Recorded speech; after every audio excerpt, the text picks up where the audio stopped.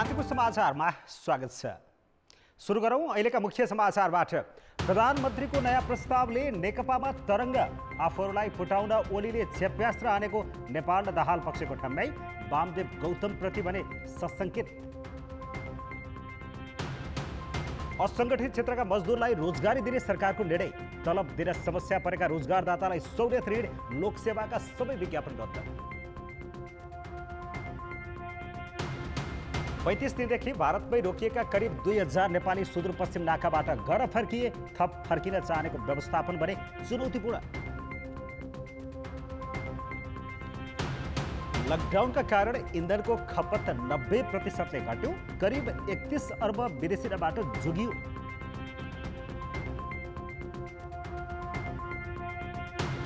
र भारत र पाकिस्तानमा कोरोना संक्रमितको संख्या तीव्र रूपमा बढ्दै एकै दिनमा भारतमा 1700 र पाकिस्तानमा 900 संक्रमित थपिए।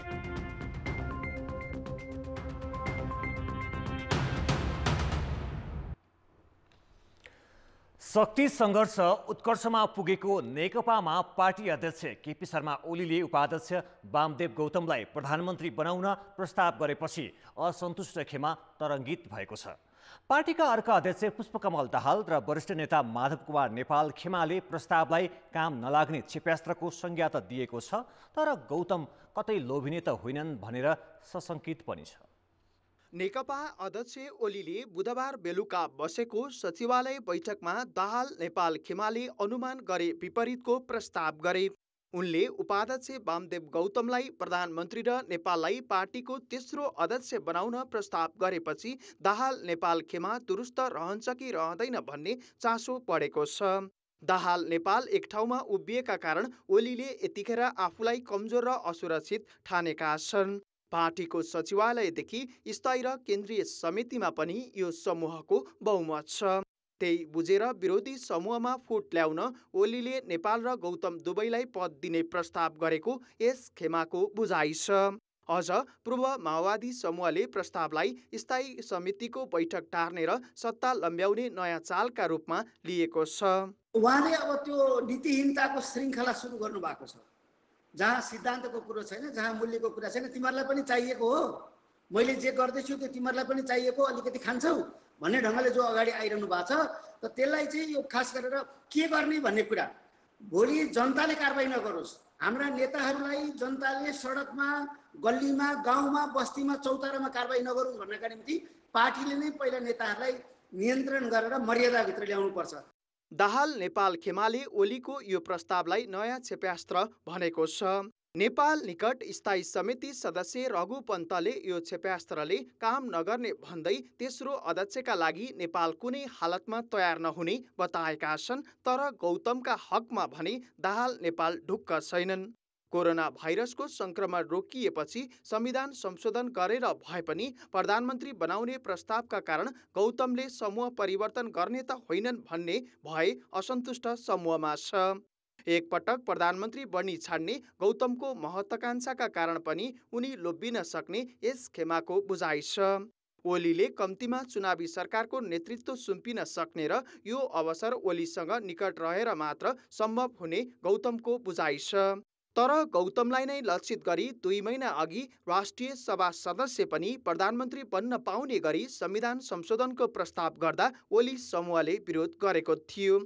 अहिले त्यही प्रस्ताव ओलीबाट आउनुलाई गौतम निकट नेताले ललिपप मात्र हुन सक्ने भनेका छन्। प्रधानमन्त्रीज्यूले चाहिँ जस्तो यो अगाडिको कुरो पनि आयो, संविधान संशोधन गरेर राष्ट्रिय सभाको सदस्य पनि प्रधानमन्त्री बन्न पाउने र राष्ट्रिय संविधान संशोधनको लागि कार्यदललाई गठन गरियो। हेर्नुहोस् है, हतारमा कार्यदल गठन गरिसकेपछि हाम्रै पार्टीका कार्यदलका सदस्यहरूले त्यसको विरोध गर्नुभयो। त्यहाँबाट हाम्रो पार्टी रिट्रिट हुनु पर्यो। अब अहिले संविधान अनुकूल प्रस्ताव पनि गएको छ जस्तो लाग्दैन, किन प्रतिनिधि सभाको सदस्य नै नभएको व्यक्तिले त प्रधानमन्त्री हुने भन्ने चिजले अब त्यसको होमवर्क, त्यसको रोडम्याप के हो त्यो पनि क्लियर छैन। राष्ट्रिय सभा सदस्य मनोनित गर्न सचिवालयले गरेको निर्णय कार्यान्वयन नगरेकाले पनि गौतमले ओलीलाई विश्वास गरिहाल्ने आधार देखिँदैन।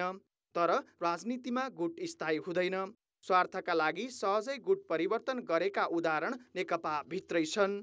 त्यसैले ओलीको प्रस्तावले गुटमा फेरबदल हुँदै हुँदैन भनेर ठोकुवा गर्न भने सकिँदैन। कान्तिपुर समाचारका लागि बाबुराम तिमिल सिन्हा, काठमाडौँ। नेपाली राजनीतिका एक अस्थिर पात्र वामदेव गौतम फेरि चर्चाको केन्द्रमा छन्। नेकपाभित्रको त्रिपक्षीय शक्ति सङ्घर्षमा उनले चौथो ध्रुवको सङ्केत गरेका छन् र प्रधानमन्त्री केपी शर्मा ओलीले पार्टीभित्रको विरोधी मोर्चालाई कमजोर बनाउन गौतमलाई प्रधानमन्त्रीकै प्रस्ताव गरेर पदको गरिमालाई दाउमा लगाएका छन्। नेकपामा जारी राजनीतिक ध्रुवीकरणले नाटकीय मोड लिने क्रम अझै रोकिएको छैन।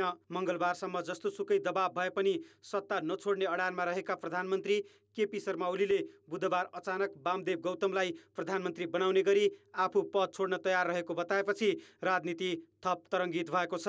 हालको संवैधानिक प्रावधान अनुसार गौतम प्रधानमन्त्री बन्न अयोग्य व्यक्ति हुन्, किनभने प्रतिनिधि सभाको पछिल्लो निर्वाचनमा पराजित गौतमलाई प्रधानमन्त्री बनाउने प्रस्ताव नै असंवैधानिक रहेको संविधानविदको भनाइ छ। प्रधानमन्त्री, त्यसमा पनि बहालवाला प्रधानमन्त्रीले संविधानमा नभएकै कुरा गर्नु वा संविधान विपरीत कुरा गर्नुले त मलाई लाग्छ संविधानलाई बलियो बनाउने भन्ने कुरा भएन। संविधानलाई नटेरेको, विधिको शासनको मूल्य मान्यतालाई नटेरेको संविधानमाथि एउटा मजाक गरेको नै म देख्छु।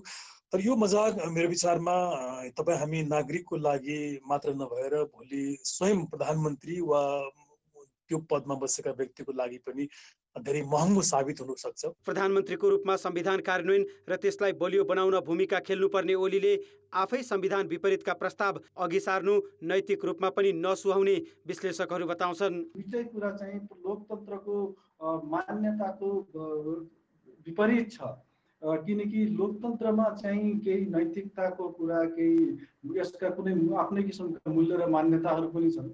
त्यो मूल्य र मान्यताहरूलाई हामीले राम्ररीसँग तिनीहरूको लागि अवलम्बन गरेनौँ भने जनताले लोकतन्त्रप्रतिको विश्वास चाहिँ गुमाउँदै जान्छ। त्यही भएर हिजोको अब प्रधानमन्त्रीले जुन स्टेप लिनुभएको छ त्यसले चाहिँ राजनीतिलाई, लोकतन्त्रलाई त्यति धेरै चाहिँ सहयोग चाहिँ गर्दैन। राजनीतिक अस्थिरताको सिलसिलामा गौतम बढी प्रयोग भएका र विवादित नेता हुन्। कार्यकर्ता पङ्क्तिमा केही पकड आफूसँग भएकै आधारमा सत्ताका लागि मोलमोलाई गर्ने, समीकरण हेरफेर गर्ने तहमा उत्रिनु पनि राजनीतिक इमान्दारी होइन। त्यसमाथि संविधानले समेत नचिन्ने एकजना व्यक्तिलाई प्रधानमन्त्री बनाउन संविधान संशोधन गर्ने वा जनताले 5 वर्षका लागि अयोग्य भनिसकेका पराजित पात्रलाई झ्यालबाट संसद प्रवेश गराउने कुरा जनमतको अपमान बाहेक अरू केही हुन नसक्ने संविधानविद बताउँछन्। जनमतको परीक्षामा असफल भइसकेको व्यक्तिलाई चाहिँ जनता भन्दा पनि अझ पर गएर जनताको मतलाई अनादर गर्ने गरी प्रधानमन्त्रीले यसो भन्नु भनेको चाहिँ यो साह्रै नै सुहाउने कुरा र यसलाई आत्मसात गर्ने कुरा पनि भएन।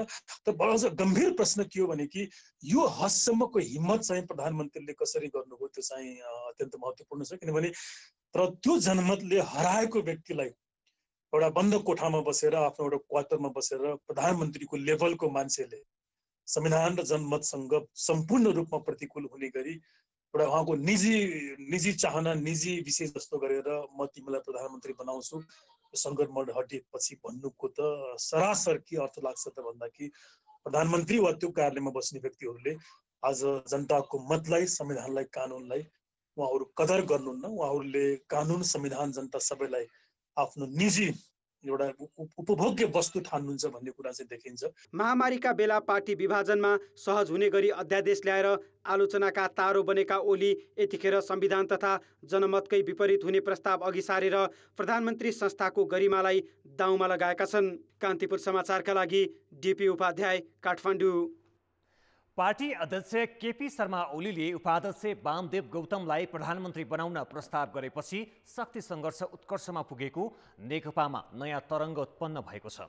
वरिष्ठ नेता माधव कुमार नेपाल निकट स्थायी समिति सदस्य रघुजी पन्तले कान्तिपुर समाचारसँग कुरा गर्दै ओलीको प्रस्तावलाई काम नलाग्ने क्षेप्यास्त्रको संज्ञा दिएका छन्। उनले पार्टीको तेस्रो अध्यक्ष बनाउने प्रस्तावले नेता नेपाल नपग्लिने बताएका छन्। अब हिजो को बैठकबाटै मैले कुराकानीको सुरुवात गर्छु। सत्ताको सङ्घर्ष देखिएको छ, त्यहाँनिर कहाँ पुगेको छ, कसरी टुङ्गिरहेछ? केपी गौडसँग मेरो लामो सङ्गत छ। उहाँको साथमा रहेर काम पनि गरेको छु। मेरो आफ्नो बुझाइमा उहाँ टाटो बाटो नेता नै हो। उहाँसँग काम गर्नुको पनि एउटा मजा छ। अब यो अहिले एक प्रकारको सङ्घर्ष परिरहेका बेला यसको पनि आफ्नै मजा छ।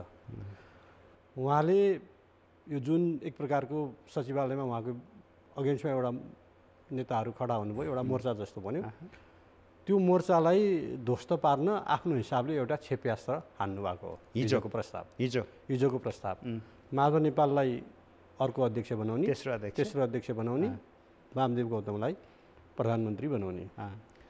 अब मेरो जानकारीमा आएसम्म माधव नेपाललाई त्यो प्रस्ताव मन्जुर छैन। आफू तेस्रो अध्यक्ष हुने कुरा उहाँले मान्नुहुन्छ भन्ने मलाई लाग्दैन। ओके, अब वामदेवजी कुरो म जान्दिनँ, तर हिजो वामदेव कौरले बैठकमा राम्रै कुरा बोल्नु अरे कि मलाई प्रधानमन्त्री बनाउने हो भने पहिला तपाईँले राजीनामा गर्नुहोस्, अनि त्यो कसलाई बनाउने कमिटीले निर्णय गर्छ भनेर।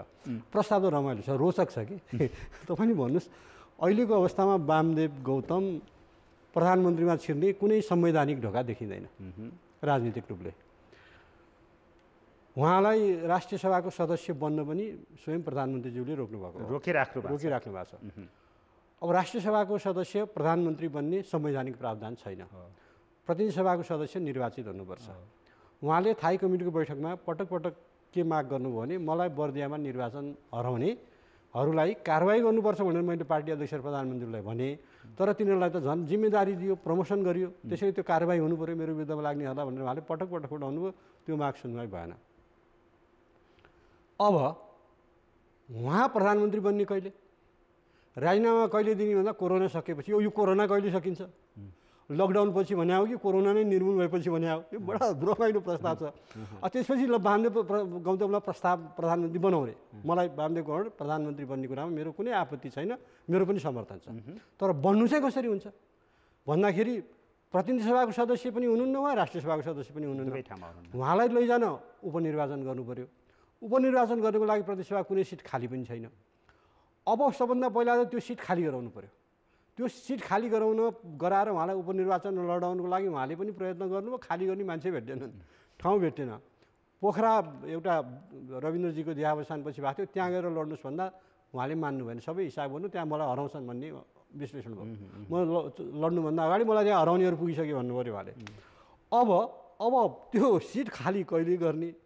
सिट खाली गरेपछि निर्वाचन आयोगले कहिले मिति तोक्ने उपनिर्वाचनको? अनि त्यो उपनिर्वाचनमा उहाँले फेरि उहाँलाई जसले हराए फेरि तिनले जिताउने उनकी होइनन् भन्दाखेरि यो त 2-3 वर्ष त्यतिकै जान्छ। अनि यो क्षेप्यास्त्र तपाईँकै भाषामा प्रधानमन्त्रीजीले किन प्रहार गर्नुभयो? जो उहाँको इतर पक्ष एकजुट भएको छ अहिले, त्यसलाई तितर-बितर पार्न फुटाइदिन गर्न, त्यहाँ विभाजन गरेर कमसेकम होइन यो प्रस्तावले चाहिँ माधव नेपाल र वामदेव गौतम पग्लिहाल्नुहुन्छ कि भन्ने उहाँलाई लागेको जस्तो लाग्छ। यसै त डर त भयो त। अब सचिवालयमै मेरो राजीनामा मागियो भने चाहिँ स्थायी कमिटीमा राजीनामा मागिँदैन भन्ने त भएन। पार्टीभित्र उहाँ अल्पमतमा हुनुहुन्छ, बहुमतमा हुनुहुन्न, संसदीय दलमै त उहाँलाई अप्ठ्यारो परिरहेछ भनेपछि त्यहाँ जान त गाह्रो त देखियो त स्वाभाविक रूपमा। व्यक्तिगत रूपमा इन्डिभिजुअल रूपमा उहाँको तर्फबाट हेर्दा मात्र होइन, हामीलाई गाह्रो हो नि। हामी पार्टीका सदस्य कार्यकर्ताहरूलाई नै यो स्थिति आउँदाखेरि दुःख लागिरहेछ नि। यसको समाधान के हो, कसरी निकाल्न सकिन्छ भने हाम्रो पनि टाउको खाइरहेछ नि। सचिवालयको बैठक 20 गते बोलाइएको छ, त्यहाँबाट स्थायी कमिटीको बैठकको मिति तय गर्ने भनिएको छ। त्यो सम्भव हुन्छ? हुन्छ, स्थायी कमिटीको बैठक त बस्नु पऱ्यो नि। 20 गतेकै सचिवालयको बैठकले स्थायी कमिटीको बैठकको मिति तय गर्छ। अब गर्छ गर्दैन म जान्दिनँ, तर गर्नुपर्छ, हाम्रो आग्रह गर्नुपर्छ भन्ने छ। गर्नु पऱ्यो नि। अब आयो पदमै कुरा आएर अड्क्यो है। यताबाट हेर्दाखेरि चाहिँ एक व्यक्ति एक पद भन्दै हुनुहुन्छ, एउटै व्यक्तिले 3-4वटा पद लिएको भन्ने कुरा पनि आएको छ। यहाँनिर पनि अड्क्यो। अब यसलाई गाँठो फुकाउने चाहिँ कसरी हुन्छ त? त्यसो हो भने तपाईँहरूको यहाँनिर धारणा के छ त? मैले भने नि एक पद एक व्यक्ति अथवा एक व्यक्ति एक पदको मान्यतामा हामी जानुपर्छ। त्यस्तो हामीले स्थायी कमिटीमा लड्दै आएको हो त्यो मान्यतामा। अब प्रधानमन्त्रीज्यूबाट पार्टी अध्यक्ष प्रधानमन्त्री दुवै राम्ररी चलायो, चिन्ताको विषय थिएन, राम्रो चल्न सकेन। तर राम्रो चल्न सकेन भनेर उहाँलाई आरोपित गर्ने, लान्छित गर्ने काम म गर्दिनँ। यो विषयमा हामी थाई कमिटीकै बैठकमा छलफल गर्छौँ, निकास उहाँले दिनुपर्छ। अबको निकास भनेको के हुन्छ त्यसरी बताइदिनुहोस् कि बुझिने गरेर। अबको निकास थाई कमिटीमा तपाईँले उठाउने खोजेको कुरा बाहिर आएको छ नि पदहरूको कुरा भने होइन। अब तपाईँलाई म एउटा फ्याक्ट बताइदिउँ, माधव नेपालले चाहँदा मात्रै पनि 2टा प्रदेशका सरकार तुरुन्तै हट्ने स्थितिमा हुन्छ अल्पमतमा भरेर। अब त्यसमा माधव नेपाल र प्रचण्डले सामूहिक मुभ गर्नुभन्दा बाँकी 6वटै प्रदेशका सरकारमा अब कुनै पनि बेला तलमाथि हुने स्थिति हुन्छ। नभए नि 4वटा प्रदेश त मजाले जान्छ। त्यो प्रस्ताव पनि आएको छ उहाँले, मुख्यमन्त्रीहरू मन्त्रीमण्डल परिवर्तन गरौँ, तपाईँले भने अरू के छ मानौँ। यो लडाइँ त्यसको होइन। यो लडाइँ पार्टीलाई विधि विधान नियम अन्तर्गत चलाउँ, पार्टीलाई गतिशील बनाऊ, पार्टीलाई क्रियाशील बनाऊ, सरकारले राम्रो काम गर्नुपर्छ भन्ने माने उद्देश्यका साथ भइरहेको यो आन्तरिक सङ्घर्ष। भनेपछि हिजो प्रधानमन्त्रीको तर्फबाट फालिएको कार्ड वा तपाईँकै भाषामा प्रहार गरिएको क्षेप्यास्त्रले काम गर्दैन। वामदेवजी प्रधानमन्त्री बन्ने लाइनतिर पनि जानुहुन्न, माधव नेपालजीले तेस्रो अध्यक्ष बन्ने कुरा पनि हुँदैन। होइन, वामदेवजी प्रधानमन्त्री बन्ने लाइनतिर जानुहुन्छ जानुहुन्न म भन्न सक्दिनँ। उहाँलाई प्रधानमन्त्री बन्नुहुन्छ त्यसमा मेरो समर्थन छ, प्रष्ट दृढताका साथ। तर सम्भावना देखिँदैन। तर म चाहिँ के भन्दाखेरि कल्पनामा त गरेर त भएन। यथार्थले त्यसलाई के भन्छ भन्दाखेरि यथार्थमा उहाँ निकट भविष्यमा उहाँलाई प्रधानमन्त्री बनाउन अहिले त्यो मान्नुभयो भने पनि म तपाईँलाई भन्छु ल वामदेवजीलाई प्रधानमन्त्री बनाउने मानियो। त्यसको बाटो के त? परिस्थिति छैन, त्यो खालको स्थिति सहज छैन। संविधानले ढोका कहीँ दिएको छ त। उहाँको बठाइ त कति हेर्नुहोस् न, त्यहाँ आज राजीनामा गर्दा भोलि प्रधानमन्त्री 3 जना मान्छे छन्, 3 जना प्रधानमन्त्री प्रतिनिधि सभाको सदस्य छन् नि। ती माधवजी, झलनाथजी, प्रचण्डजी हुनुहुन्छ। उहाँहरू कसैलाई प्रस्ताव गएन, जसलाई बनाउनै सकिँदैन उसलाई प्रस्ताव जान्छ। त्यहाँ मान्छे मैले भनेको छु, म ठट्टा गरेर भन्छु कि माधव कर्ण र प्रचण्ड के भन्छ नि, राजनीतिको असली खेलाडी हो केपी ओली। त्यसैले उहाँसँग लड्न बुद्धि पुर्याउनुहोस्, राम्ररी ढङ्ग पुर्याउनुहोस्। मलाई त म यो जे भइरहेछ यसलाई इन्जोय गरिरहेको छु कि दुःख पनि लाग्छ एकातिर यसो हेर्दा। यतिको नेता हाम्रो पार्टीमा चाहिन्छ भने के केपी ओली जतिको उहाँका सठिक प्रकारका कुरा छन्। यो हेर्नुहोस् न, उहाँले के भन्दाखेरि कस्तो प्रस्ताव फाल्नु भन्दाखेरि आफूले छोडेको जस्तो पनि छोड्न नपर्ने जस्तो पनि। माधवजीले तेस्रो अध्यक्ष मान्नुहुन्न, थाहा छँदैछ, भन्न पाइयो उहाँलाई अध्यक्ष बनाउन खोजेकै हो भनेर। मैले प्रधानमन्त्री छोड्छु वामदेवलाई बनाउँछु भनेको मलाई किन कसरत गर्छ भन्न पनि पाइयो। उनी थिए नेकपाका नेता रघुजी पन्त। पछिल्लो पटक प्रधानमन्त्रीको तर्फबाट आएको वामदेव गौतमलाई प्रधानमन्त्री बनाउने र माधव नेपाललाई तेस्रो अध्यक्ष बनाउने प्रस्ताव के कार्यान्वयन होला, यो सम्भव छ भन्ने विषयमा कुराकानी गर्दै सरकारले लकडाउनको अवधिमा बन्द भएका उद्योग व्यवसाय र रोजगारी गुमाएका श्रमिकलाई लक्षित गरी दोस्रो राहत प्याकेज ल्याएको छ। असङ्गठित क्षेत्रमा काम गर्ने श्रमिकलाई केन्द्र, प्रदेश र स्थानीय तहले सञ्चालन गर्ने सार्वजनिक निर्माणका क्षेत्रमा रोजगारी दिने निर्णय गरेको छ। काम नगर्ने श्रमिकले भने राहत स्वरूप काम गर्ने श्रमिकले पाउने ज्यालाको 25% खाद्यान्न पाउनेछन्। यसै गरी बन्द रहेका उद्योगका श्रमिकलाई तलब दिन बैंक तथा वित्तीय संस्थाबाट सहुलियत दरमा कर्जा दिने निर्णय सरकारले गरेको छ। वैशाख 14 गते बसेको मन्त्री परिषदको निर्णय सार्वजनिक गर्दै सरकारका प्रवक्ता युवराज कतिवटाले सहुलियत कर्जा दिनु पुनर्कर्जा कोष 60 अर्बबाट 1 खर्ब रुपैयाँको बनाएको बताए। असङ्गठित क्षेत्रमा कार्यरत रही हाल रोजगारी वा कामविहीन भएका श्रमिकहरूलाई स्थानीय तह वा प्रदेश वा सङ्घीय कार्यालयबाट सम्पादन हुने सार्वजनिक निर्माणका काममा लगाउने, यसरी काममा वा श्रममा लगाउँदा निजहरूलाई दैनिक ज्याला नगद वा खाद्यान्नको रूपमा उपलब्ध गराउने, असङ्गठित क्षेत्रमा काम गर्ने श्रमिकलाई प्रदान गर्ने राहत मापदण्डको सीमाभित्र रही स्थानीय तहले दैनिक ज्याला दर निर्धारण गर्ने, काममा नआउने वा नचाहने काम गर्न नचाहने व्यक्ति राहत माग गर्न आएमा काममा आउने व्यक्तिले पाएको पारिश्रमिकको 25%ले हुन आउने रकम बराबरको खाद्यान्न मात्र उपलब्ध गराउने। दोस्रो चाहिँ अहिले व्यवसायहरूलाई पुनर्ताजगी दिलाउनको लागि कोषहरू चाहिन्छ भन्ने बाहिर धेरै माग पनि भइरहेको छ। व्यवसायहरूको पनि माग छ। सरल ब्याज दरमा पुनर्कर्जा चाहियो पनि भन्नु भएको छ। त्यो गर्दाखेरि पुनर्कर्जाको ब्याज दर राष्ट्र ब्याङ्कले घटाइ पनि सकेको छ। यसको अतिरिक्त पुनर्कर्जा कोष जुन चाहिँ थोरै थियो त्यो कोषलाई अघिल्लोचोटि हामीले छलफल गर्दा 60 अर्बमा पुर्याइएको थियो।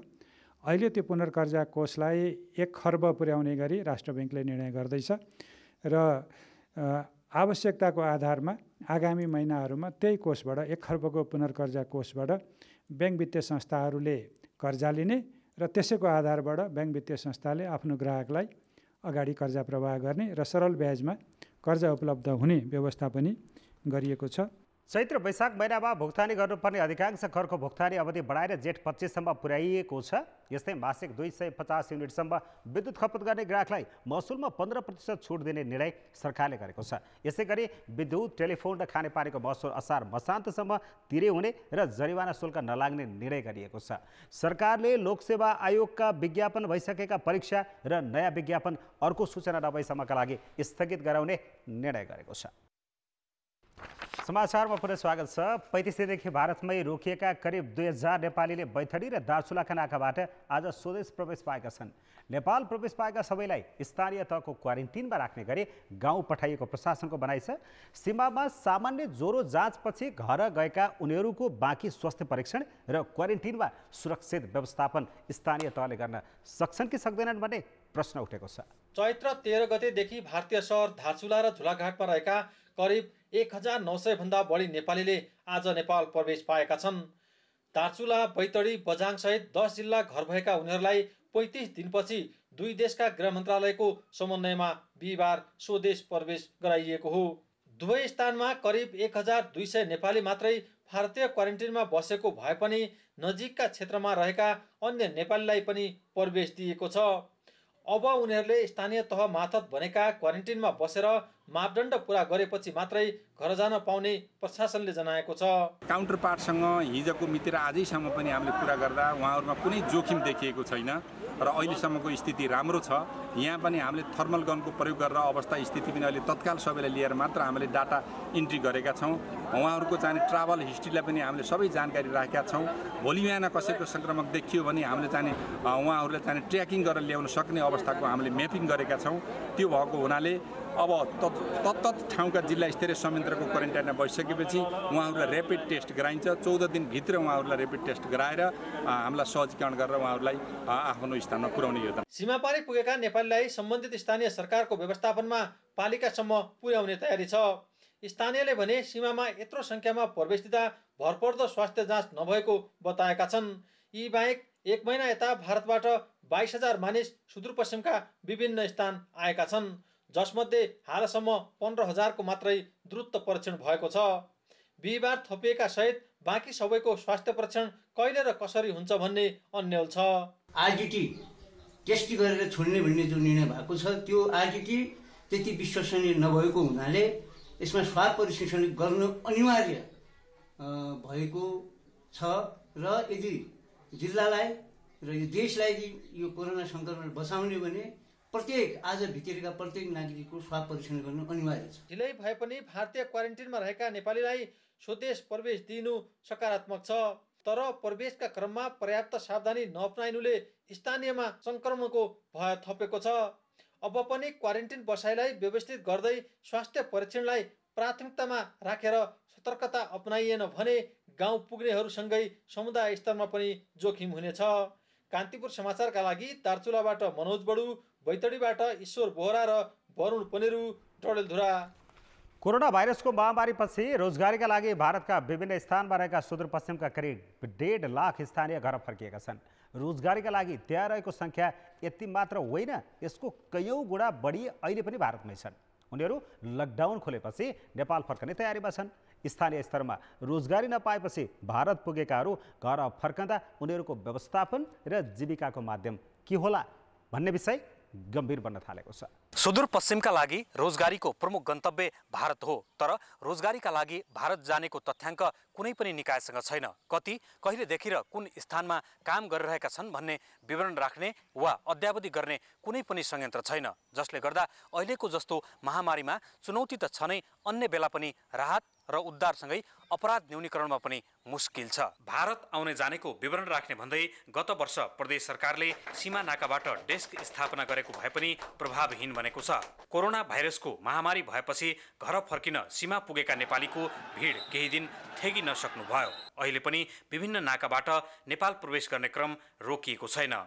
अब भारतमा रहेका सुदूरपश्चिमका मानिसको तथ्याङ्क सङ्कलनको काम स्थानीय तह मार्फत भइरहेको प्रदेश सरकारले जनाएको छ। नेपालीहरू भारतमा कति छन्, नेपालको अरू हिस्साहरूमा अरू ठाउँमा कति छन्, यसको सबै स्थानीय तहहरूले लगत निकाल्नुपर्छ र त्यो लगत प्रदेश सरकारलाई पनि पठाउनुपर्छ, आफू पनि राख्नुपर्छ भनेर भनेका छौँ। 2-3 दिनभित्र त्यो पनि हामीले लिँदैछौँ। अहिले पनि रोजगारीका लागि भारत गएका 7 लाख भन्दा बढी सुदूरपश्चिमका मानिस उतै रहेको अनुमान छ। भारतमा कोरोना संक्रमण नियन्त्रणमा समय लागेर नेपालतिर लकडाउन खुले उनीहरू फर्किने निश्चित छ। नेपाल आउँदा उनीहरूलाई क्वारेन्टिन राख्ने, स्वास्थ्य परीक्षण गर्ने लगायतका तयारी केही पनि छैन। बाहिरबाट आउने मान्छेलाई बाहिर नै राख्ने, त्यो भित्र काम पनि सञ्चालन गर्न सकिन्छ र त्यो प्रकारले हामी जानुपर्छ भनेर पनि हामीले सबैसँग सल्लाह गरेर अगाडि बढाउनुपर्छ भन्ने पनि कुराहरू पनि अगाडि सारेका छौँ। प्रदेश सरकार, नेपाल सरकार र स्थानीय तहहरूले संयुक्त रूपबाट नीति बनायो भने मलाई लाग्छ यो चिजहरू हामी समाधान गर्न सक्छौँ। भारतमा रहेकालाई घर फर्किन सहज वातावरण बनाउने, आएपछि स्वास्थ्य परीक्षण लगायत संक्रमणको सम्भावित खतरा न्यूनीकरण गर्ने विषय संवेदनशील छ। यस्तै महामारीकै कारण भारतमा रोजगारी गुम्ने सम्भावित जोखिमलाई ख्याल गरेर प्रदेश सरकारले कुनै योजना बनाएको छैन। त्यहाँबाट फर्किनेको जीविकोपार्जनका लागि स्थानीय स्तरमै रोजगारीको योजना अभावले थप सङ्कट निम्तिन सक्छ। कान्तिपुर समाचारका लागि क्यामेरामा सुदीप थापाका साथमा टेकराज जोशी, धनगढी, कैलाली। रोल्पाको त्रिवेणी गाउँपालिका गैरी गाउँमा बम विस्फोट हुँदा 4 बालबालिकाको मृत्यु भएको छ। मृत्यु हुनेमा 14 वर्षीय लोकीराम डाँगी, 11 वर्षीय विमला खत्री र गौरव नेपाली, 5 वर्षका विजय खत्री छन्। वस्तुभावलाई घरतर्फ ल्याउँदै गर्दा बम विस्फोट भएपछि 4 जनाको घटनास्थलमै मृत्यु भएको हो। रोल्पाका डीएसपी चित्रबहादुर गुरुङले बताए। सोही स्थानमा अर्को नपड्किएको बम समेत रहेको प्रहरीको भनाइ छ।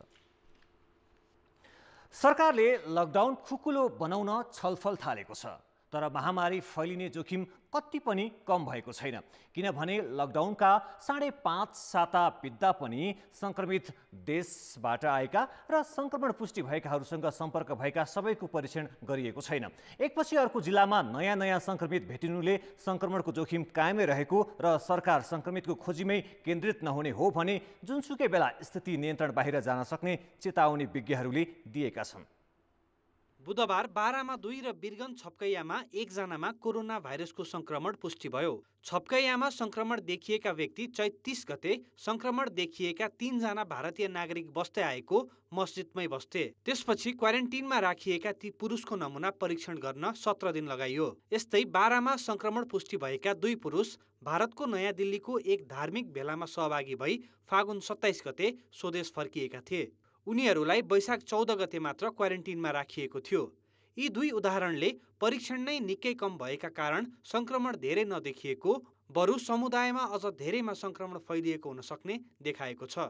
पहिला जुन इन्क्युबेसन पिरियड यो 14 दिन भित्रमा टेस्ट गर्ने भनेको थियो, यो त बढ्दै अब 32-34 दिनसम्म पनि देखिरहेछ। प्लस अब लङ्गेस्ट मैले पहिला पढ्दाखेरि पनि 37 दिनसम्म पनि देखिरहेको छँदै थियो। अब यो बाहिरबाट आएको धेरै लामो समयसम्म देखिन सक्ने एउटा आधार हो भने अर्को आधार चाहिँ अब यहीँ हामी कहीँ भएको कसैको पोजिटिभ छ भने उसको टेस्ट थाहा नपाएपछि उसँग भएको भाइरस चाहिँ उसले अर्कोलाई सारेको पनि हुनसक्छ नि त। जसलाई हामीले यहाँ थर्ड भनिराखेका थियो।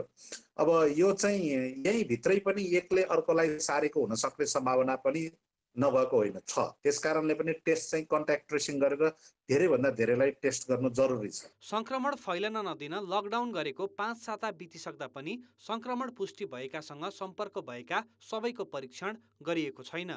भारत लगायत संक्रमित देशबाट आएकाहरू सबैलाई पनि परीक्षणको दायरामा ल्याइएको छैन। अहिलेसम्म पीसीआर प्रविधिबाट जम्मा 12,011 नमुना परीक्षण गरिएको छ। 29 जना संक्रमित देखिएको उदयपुरमा परीक्षणका लागि 2000 भन्दा बढी पहिचान गरिए पनि पीसीआर प्रविधिबाट परीक्षण गर्न अहिलेसम्म 654 नमुना मात्र सङ्कलन गरिएको छ। झापामा दुबईबाट आएका युवकका बुवामा संक्रमण देखिएको थियो, तर ती युवकसँग सम्पर्क भएकाहरू सबैलाई परीक्षणको दायरामा ल्याइएको छैन। लकडाउनलाई परीक्षण बढाउने अवसरका रूपमा सदुपयोग गर्न नसकेका बेला पर्याप्त सावधानी बिनै खुकुलो बनाउने हो भने संक्रमण रोकथाममा यो निकै आत्मघाती हुन सक्ने चेतावनी जनस्वास्थ्य विज्ञले दिएका छन्। हामीले टेस्टलाई फराकिलो गरेनौँ भने यो भुजको आगो जस्तै यो चाहिँ बाहिर आउन सक्छ कुनै बेला भनेको अहिले त्यस्तै किसिमको देखिरहेछ। त्यसैले टेस्टलाई चाहिँ फराकिलो गर्नै पर्छ। जस्तै अहिले तपाईलाई भनौँ भुल्केमा उदयपुरको भुल्केमा जुन ठाउँमा त्यो पाइएको थियो त्यो मस्जिद वरिपरिको कुरा त्यहाँ चाहिँ झन्डै 1500 जनसङ्ख्या रहेछ। 1500 जनसङ्ख्यामा अहिलेसम्म जम्मा 600 मात्रै टेस्ट गरेको रहेछ। अब 600 मा 80 जना देखिसकियो भने अरु 900 त अझै बाँकी छन्। परीक्षण बढाउनका लागि लकडाउन राम्रो अवसर हो। त्यसैले संक्रमित व्यक्तिको सम्पर्कमा आएका र अरु नै कारणले जोखिम देखिएका एक व्यक्ति र समुदायको पहिचान गरी परीक्षण बढाउन सरकारी संयन्त्र गम्भीरतापूर्वक लाग्नुपर्ने देखिन्छ। कान्तिपुर समाचारका लागि क्यामेरामा हरिशरण तिमसिनाका साथ कृपाल गौतम, काठमाडौँ। पछिल्लो समय बारामा पनि 2 जनामा कोरोना भाइरसको संक्रमण पुष्टि भएपछि पर्सासँगै बारामा पनि संक्रमणको जोखिम बढेको छ। संक्रमणको जोखिमलाई न्यूनीकरण गर्न अहिले पर्सासँगै बारामा पनि सुरक्षा सतर्कता बढाइएको छ। चैत्र 30 गते पर्साको वीरगञ्ज स्थित एक मस्जिदमा बस्दै आएका मुस्लिम समुदायका 3 जना भारतीय नागरिकमा कोरोना भाइरसको संक्रमण पुष्टि भएपछि थप संक्रमण फैलिन नदिन पर्सामा अहिले कन्ट्र्याक्ट ट्रेसिङ र स्वास्थ्य परीक्षणको दायरालाई बढाइएको छ। संक्रमित भेटिएको वीरगञ्ज महानगरपालिकाको वडा नम्बर 2 र त्यससँग जोडिएको वडा नम्बर 1, 3 र 16 समेतलाई सिल गरी प्रशासनले संक्रमितको सम्पर्कमा आएकाहरूलाई निगरानीमा राखेर उनीहरूको स्वास्थ्य परीक्षणमा जुटेको हो। पर्सा जिल्लामा अहिलेसम्म 2293 जनाको द्रुत परीक्षण गरिएको छ भने 537 जनाको स्वाब परीक्षण गरिएको छ। 507 जनाको स्वाब परीक्षणको नतिजा प्राप्त भएकोमा तीमध्ये थप 3 जनामा पर्सामा कोरोना संक्रमण पुष्टि भएको हो। जसको चाहिँ स्वाबबाट चाहिँ पोजिटिभ आएको छ उहाँहरूको चाहिँ पोजिटिभ आएको अवस्था हो, अरू चाहिँ सबै नेगेटिभ नै छ। यो हिसाबले पर्सा जिल्लामा र 12 भने पनि यसमा जोडिएको जिल्ला हो। यो जिल्लामा अलिकति संक्रमण विस्तार भएको छ कि भन्ने एउटा चाहिँ अनुमान गरेका छौँ। छिमेकी जिल्ला पर्सामा कोरोना संक्रमण पुष्टि भएसँगै संक्रमण फैलिने डरले बाराले पनि सुरक्षा निगरानी कडा पार्नुका साथै स्वास्थ्य परीक्षणमा कडाई गरेको हो। तर परीक्षण सामग्री पर्याप्त नभएको कारण अहिलेसम्म 89 जनाको मात्र द्रुत परीक्षण गरेको बाराले 77 जनाको स्वाबको नमुना परीक्षणका लागि पठाएको हो। तीमध्ये 2 जनामा वैशाख 17 गते कोरोना संक्रमण पुष्टि भएको हो। बाराको सिमरौनगढ नगरपालिका घर भई जितपुर सिमरा उपमहानगरपालिका वडा नम्बर 19 स्थित मदरसामा बस्दै आएका 1 जना र सोही उपमहानगरको 7 नम्बर वडाका 1 जना गरी 2 जना मुस्लिम समुदायका व्यक्तिमा संक्रमण पुष्टि भएसँगै अहिले संक्रमित बस्दै आएका वडालाई सिल गरी तिनको सम्पर्कमा रहेकाहरूको खोजी भइरहेको छ। जो मान्छे उसको फर्स्ट लेयरमा उसँग कन्ट्याक्टमा थिए उसको घर परिवारको व्यक्तिहरू हामीले अहिले यता 7 नम्बरको चाहिँ 5 जना उहाँको घर परिवारको सदस्यहरूलाई अहिले हामीले क्वारेन्टाइनमा राखेका छौँ र त्यसै गरेर 19 नम्बर वडाको 2 जना व्यक्तिहरूलाई पनि अहिले कन्ट्याक्ट उसमा क्वारेन्टाइनमा ल्याएर राखिसकिएको छ। टोललाई चाहिँ अहिले हामीले दुईतिरबाट बाटोलाई ब्लक गरेर त्यो एरियाका व्यक्तिहरूलाई अहिले बाहिर अन्य वडातिर अन्य टोलतिर जान नदिने हिसाबले एक प्रकारले सिल जस्तै गरेर हामीले त्यो राखेका छौँ। पछिल्लो पटक वीरगञ्जमा भेटिएका थप 2 जना संक्रमितहरूसँग लिएको सम्पर्क विवरणको आधारमा पर्सामा 1 र बारामा 2 जनालाई क्वारेन्टाइनमा राखेर तिनीहरूको नमुना परीक्षणको लागि पठाइएकोमा उनीहरूमा संक्रमण पुष्टि भएको हो। संक्रमितहरू भारतको दिल्ली निजामुद्दिनका तब्लिगी जमातका सहभागी हुन्। नेपाल फर्केको 49 दिनपछि मात्र उनीहरूमा संक्रमण पुष्टि भएकोले उनीहरूको सम्पर्कमा आएकाहरूको तत्काल पहिचान गरी स्वास्थ्य परीक्षण गर्न आवश्यक देखिन्छ। कान्तिपुर समाचारका लागि बारा सहकर्मी रमेश ठाकुरका साथ उपेन्द्र ठाकुर, वीरगञ्ज, पर्सा। महामारी नियन्त्रणको लागि अत्यावश्यक सामग्रीमा कालाबजारी गरेको आरोपमा पक्राउ परेका शङ्कर समूहका सञ्चालक सुलभ अग्रवाल धरोटीमा छुटे लगत्तै फेरि पक्राउ परेका छन्। गत चैत 25 गते काठमाडौँको नक्सालबाट पक्राउ परेका अग्रवाललाई कालोबजारी मुद्दामा जिल्ला अदालत काठमाडौँले आज 25,50,000 धरोटीमा रिहा गरेको थियो। चीनबाट ल्याइएका 3500 पर्ने थर्मल गन 15,000 रुपियाँसम्म लिएर बिक्री गरेको आरोपमा अग्रवाल पक्राउ परेका थिए। तुर्किस्तानका अवैधानिक वाणिज्य दूत समेत रहेका अग्रवालमाथि सम्पत्ति शुद्धिकरणमा पनि अनुसन्धान हुने भएको छ। प्रहरीले अनुसन्धानको फाइलसहित सम्पत्ति शुद्धिकरण विभागलाई बुझाएको हो। त्यस्तै राजस्व अनुसन्धान विभागले समेत अनुसन्धान गर्ने भएको छ। कूटनीतिक नियोगको गाडी दुरुपयोग गरेको आरोप लागेपछि उनलाई दिएको कूटनीतिक सुविधा सरकारले खोसिसकेको छ। सांसद सुरेन्द्र यादवले नेकपाका सांसदद्वय महेश बस्नेत र किसान श्रेष्ठ तथा पूर्व प्रहरी महानिरीक्षक सर्वेन्द्र खनालमाथि आफ्नो अपहरणमा संलग्न भएको आरोप लगाई छानबिनका लागि राष्ट्रिय मानव अधिकार आयोगमा उजुरी दिएका छन्। महानगरीय प्रहरी परिसर काठमाडौँ र सरकारी वकिलको कार्यालयले उजुरी लिन नमानेपछि सांसद यादवले आज आयोगमा उजुरी दिएका हुन्। उजुरी पत्र बुझ्दै आयोगका सदस्य प्रकाश ओस्टीले अपहरण हो होइन भन्नेबारे छानबिन गर्ने बताएका छन्।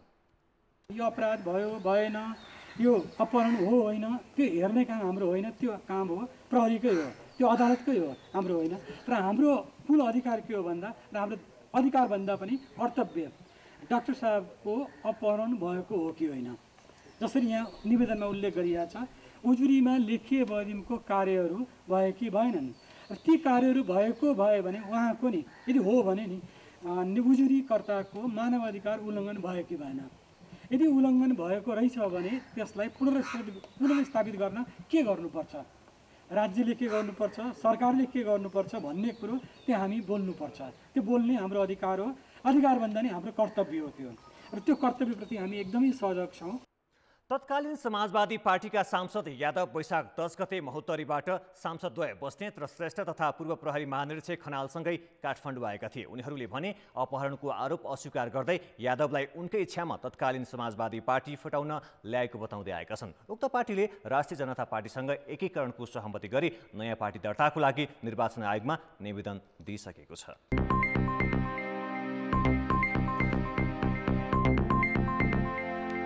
लकडाउनका कारण इन्धनको खपत सामान्य अवस्थामा भन्दा 90% घटेको छ। खपत घटेकाले 31 अर्ब रुपियाँभन्दा बढी रकम विदेश जानबाट रोकिएको छ।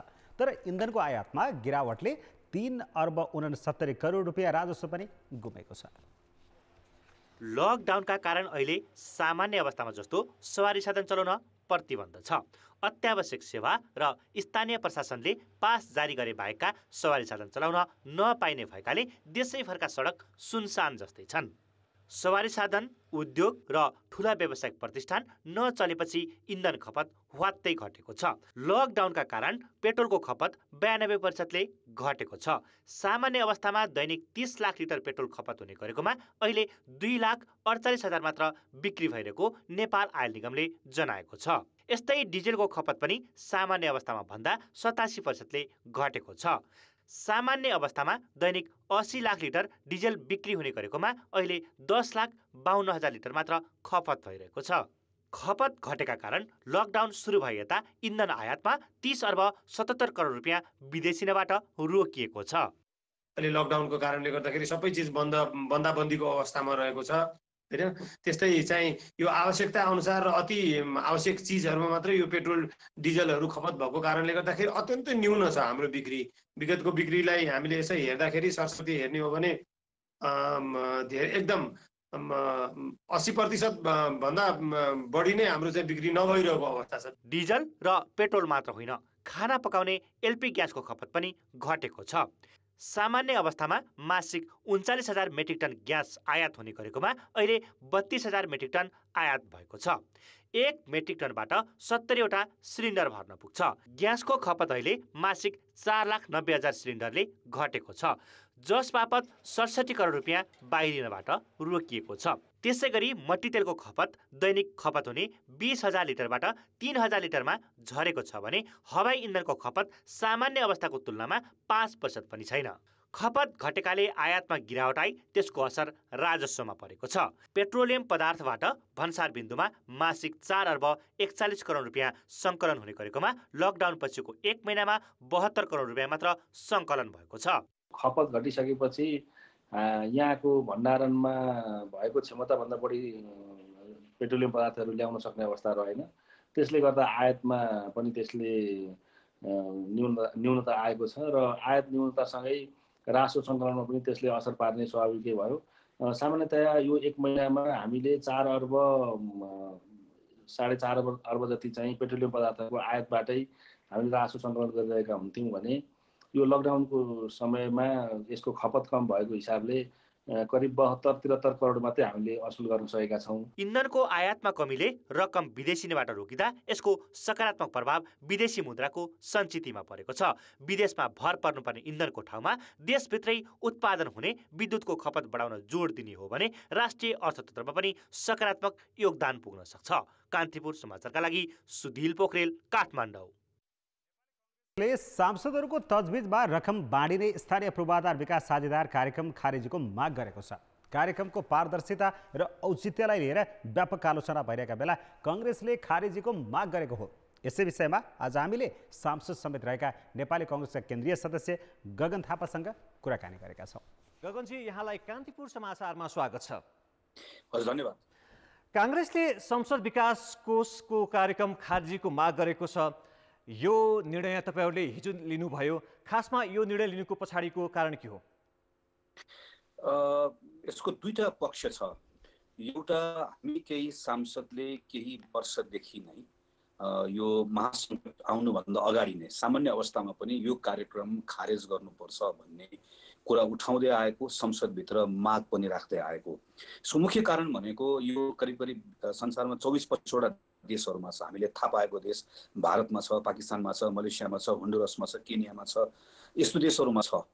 तर कतिपय अरू देशहरूमा पनि सुरुमा यस्तो अभ्यास गरिए तापनि यो अभ्यास चाहिँ अन्ततोगत सांसदलाई नै कमजोर बनाउँदो रहेछ भनेर छोडिएको पनि छ।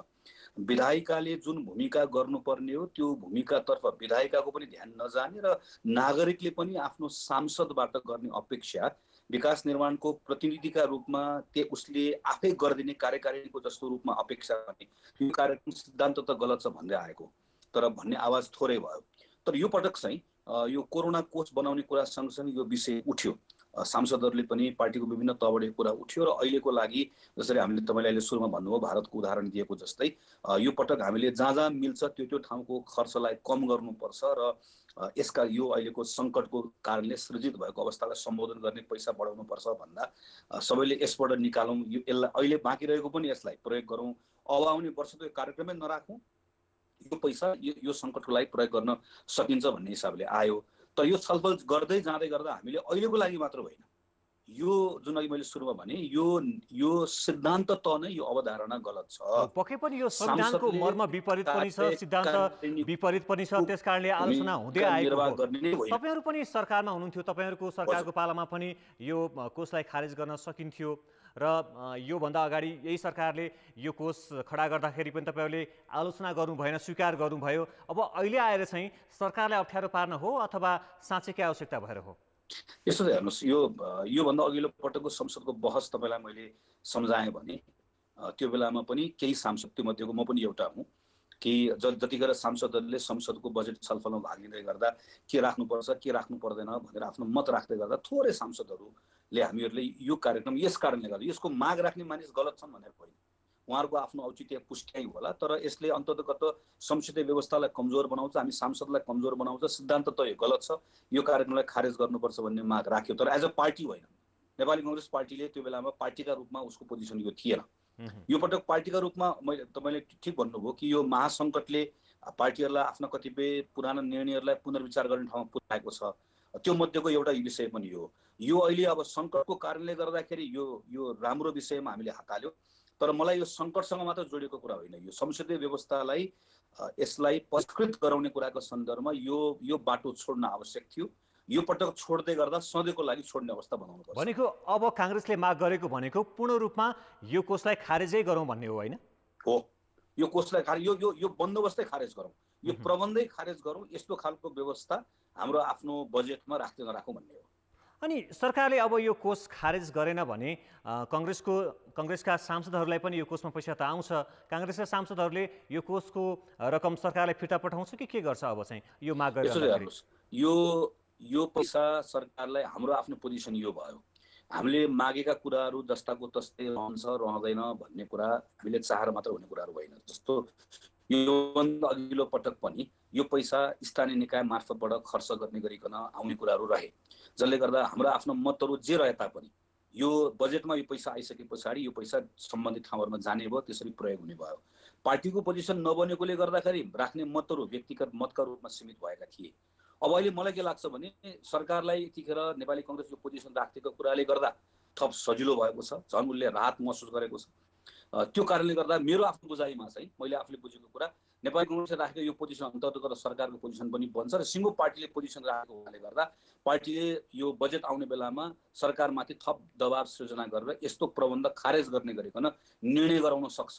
त्यो गराउन सक्दै पनि यो नसक्ने अवस्था भयो, भन्दै पनि नसक्ने अवस्था भयो भने के गर्ने भन्ने बारेमा अहिले मैले अनुमान मात्र लगाउन सकौँला। तर म अहिले यतिखेर पोजिटिभली नै सोच्न चाहन्छु कि सरकारलाई पनि यो बेलामा यसले ठुलो राहत महसुस पक्कै पनि गराएको हुनुपर्छ कि प्रमुख प्रतिपक्षी दलले हामीलाई बजेटको अप्ठ्यारो भएको बेलामा सजिलो हुने बाटो सुझाइदियो भनेर सजिलो भएको महसुस गर्ला र यसलाई सकारात्मक रूपमा लिएर यो बाटो जाने निर्णय गर्ला भन्ने म चाहिँ अपेक्षा गर्छु। उनी थिए नेपाली कांग्रेसका केन्द्रीय सदस्य एवं सांसद गगन थापा। समाचारमा पनि स्वागत छ। अब जनमतमा अन्तिम परिणाम। जनमतको हिजोको हाम्रो प्रश्न थियो, स्थानीय तहले बनाएका क्वारेन्टिन उपयोगविहीन बन्नुको कारण के होला? ए, क्वारेन्टिनमा नबस्ने प्रवृत्ति, बी, बस्न योग्य नै नहुनु, र सी, बस्नुपर्ने अवस्था नै नहुनु। जनमतको अन्तिम परिणाम यस्तो छ। ए क्वारेन्टिनमा नबस्ने प्रवृत्तिमा 51%, बी बस्न योग्य नै नहुनुमा 35% र सी बस्नुपर्ने अवस्था नै नहुनुमा 14%। अब जनमतमा आजको प्रश्न। आजको प्रश्न छ मूल्य वृद्धि नियन्त्रणका लागि के गर्नु पर्ला? ए अनुगमन बढाउने, बी सरकारी संस्थान मार्फत सहुलियत दिने र सी उपभोक्ता आफै सचेत बन्ने। जनमतको अन्तिम परिणाम भोलि बेलुकी 8 बजेको कान्तिपुर समाचारमा प्रसारण गर्नेछौँ। कृपया 34001 मा एसएमएस गरी आफ्नो मत व्यक्त गर्नुहोला। कोरोना भाइरसको संक्रमणको जोखिमका कारण अहिले एक व्यक्तिले अर्को व्यक्तिसँग सम्पर्क गर्न सावधानी अपनाउनु पर्ने अवस्था छ। अस्पतालमा स्वास्थ्यकर्मीले समेत संक्रमितलाई नियमित सेवा पुर्याउँदा एकातिर संक्रमणको जोखिम, अर्कोतिर विशेष सुरक्षा उपकरणको अभाव। यी दुवै समस्या हल गर्न राष्ट्रिय आविष्कार केन्द्रले सामान ओसार पसार गर्न मिल्ने रोबोट बनाएको छ। अस्पतालमा बिरामीका लागि खाना, पानी, औषधि आदि पुर्याउने यो टेबुल जस्तो सामग्री आफै जान्छ। बिरामीले हात सफा गर्न सेनिटाइजर लगाउँदै आवश्यक अरू सामान प्रयोग गर्छन्। काम सकिएपछि यो सामान फर्केर पुरानै ठाउँमा आइपुग्छ।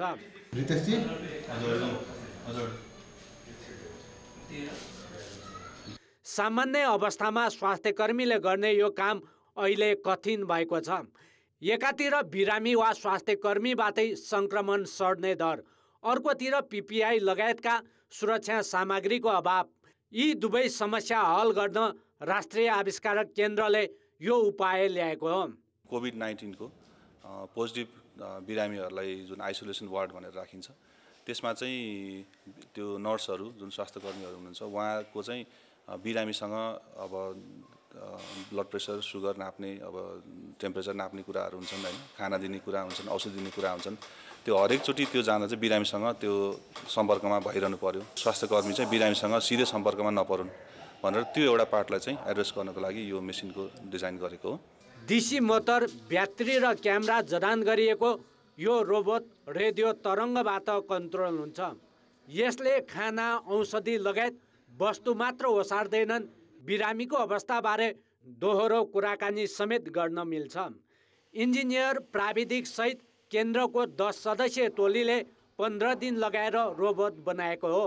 कोभिडको केसहरू त्यो चाहिँ क्रस ट्रान्समिसनको कारणले बढेको भएर कसरी चाहिँ नि त्यसलाई इन्टरफेरेन्स चाहिँ नि हामीले चाहिँ कसरी चाहिँ एकदम कम गर्ने भनेर चाहिँ सोच्दाखेरि यो कुनै एउटा नन ह्युमन इक्विपमेन्ट जस्तो अब यो रोबोट भयो हैन। अब यो त रोबोट भन्दा एउटा ट्रली जसले चाहिँ नि आफै मुभ गरेर त्यहाँसम्म गएर सामानहरू दिन सक्छ। त्यो भयो भने चाहिँ नि मान्छेको इन्टरेक्सन कम भयो। अहिले देशभर संक्रमणको आशंकामा विभिन्न अस्पतालका आइसोलेसनमा अहिले 87 जना छन्।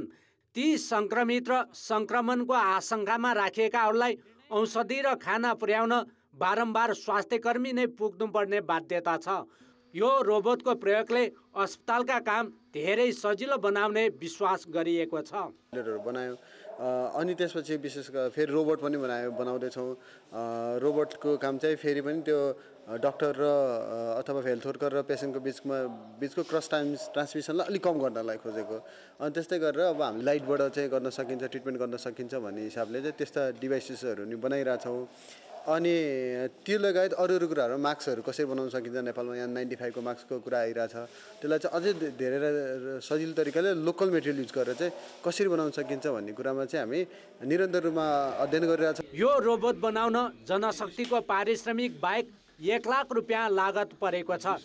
थप रोबोट बनाएर खास गरी संक्रमितहरू राखिएका अस्पताललाई दिने केन्द्रको तयारी छ। कान्तिपुर समाचारका लागि क्यामेरामा राजेन्द्र महर्जनका साथ नारायण किलम्बु, कीर्तिपुर, काठमाडौँ। आविष्कार केन्द्रले बनाएको रोबोट नर्स। कान्तिपुर समाचार अहिलेलाई सकियो। अब हाम्रो अर्को समाचार बुलेटिन राति 10:30 बजे अङ्ग्रेजी भाषामा र राति 11 बजे नेपाली भाषामा आउनेछ। कान्तिपुर टेलिभिजन हेर्दै गर्नुहोला। नमस्ते।